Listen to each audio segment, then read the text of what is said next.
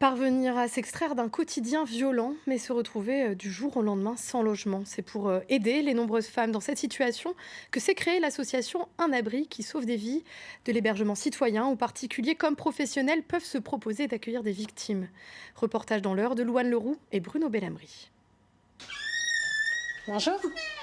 Cette maman de 2 enfants a décidé de mettre à disposition une partie de sa maison aux femmes victimes de violences conjugales. Alors vous avez là la première chambre qui est celle de mon fils qui peut être à disposition d'un enfant.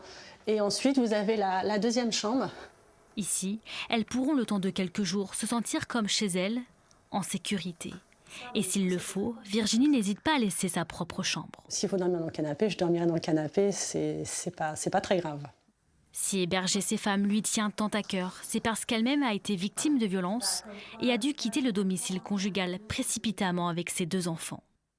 Quand vous avez 40 ans, que vous arrivez dans une chambre d'hôtel avec votre valise et que vous vous dites « purée, mais j'en suis arrivée là, quoi. J'ai loupé quelque chose dans ma vie », vous avez honte. Vous avez honte parce que vous dites que vous n'avez pas pu assumer vos enfants, que vous vous retrouvez dans une situation, mais voilà, enfin, quand vous travaillez, jamais vous allez vous dire « je vais me retrouver sans rien », quoi. Et c'est le cas. Donc c'est vrai que j'aurais trouvé quelqu'un qui m'aurait donné une chambre avec mes enfants. J'aurais pu trouver, je pense, un lieu un peu plus serein.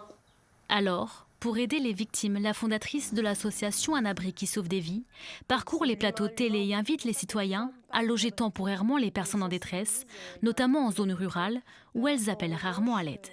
C'est sans doute la peur d'être découvert un petit peu plus importante que dans des grandes villes, parce que évidemment quand on vit dans un petit village, généralement en plus le conjoint violent est quelqu'un d'assez connu, d'assez apprécié, donc c'est très difficile de partir. L'idée c'est de pouvoir proposer des hébergements de proximité, mais pas dans le même village évidemment.